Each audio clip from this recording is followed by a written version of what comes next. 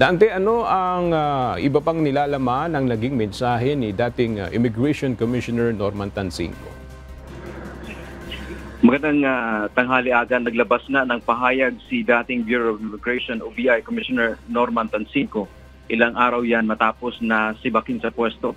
Nagpasalamat siya kay Pangulong Ferdinand Bongbong Marcos Jr. sa ibinigay na pagkakataong maglingkod sa ilalim ng kanyang administrasyon sa loob ng 2 taon. Simula nang maupo siya sa pwesto, ginawaan niya nila ang lahat para masolusyonan ang mga isyu o hamon sa kawanihan tulad na lamang ng pagpapatupad ng border control sa mga international port of entry at exit, paglaban sa human trafficking para hindi mabiktima yung ating mga kababayan at maraming iba pang isyu na kinakaharap ng immigration. Ito anya ay mahirap para sa isang ahensyang nagtatrabaho sa ilalim ng napakalumang batas o ng Philippine Immigration Act noon pang 1940 na ipasa.